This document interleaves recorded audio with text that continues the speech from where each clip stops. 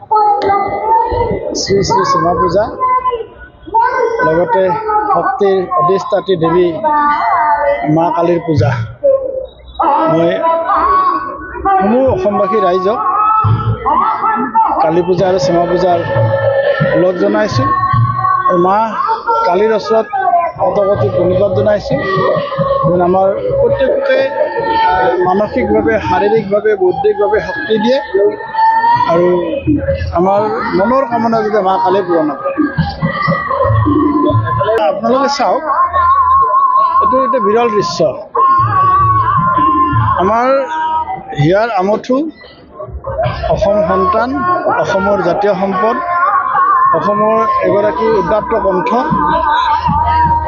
জুবিন গাৰ্গ ডাঙৰীয়া আমাৰ মাজৰ পৰা আঁতৰি যোৱা আজি এমাহ হ'ল আৰু এমাহে আমি শোকত বিবল গোটেই অসমবাসী ৰাইজ।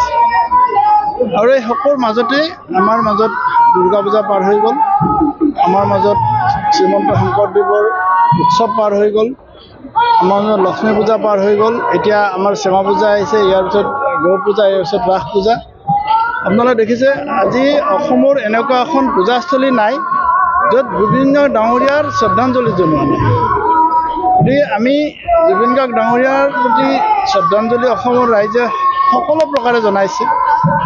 জুবিন গাৰ্গ ডাঙৰীয়াক অমৰ কৰাৰ কাৰণে, জুবিন গাৰ্গ ডাঙৰীয়াক আমাৰ মাজত চিৰযৌগমুখী ৰখাৰ কাৰণে অসম চৰকাৰে যৎপৰোনাস্তি চেষ্টা কৰিছে, পৰিকল্পনা কৰিছে আৰু অসমৰ ৰাইজে বিচৰা ধৰণে জুবিন গাৰ্গ ডাঙৰীয়াৰ ৰহস্যজনক মৃত্যুৰ উদঘাটন আৰু যদি এই মৃত্যুৰ লগত কোনো দোষী ব্যক্তি জড়িত আছে তাক চিনাক্ত কৰি উচিত শাস্তি দিয়াৰ কাৰণে ৰাইজৰ দাবী আৰু অসম চৰকাৰে ইয়াক গুৰুত্ব সহকাৰে লৈ নিয়াৰিকৈ কামখিনি কৰি গৈ আছে।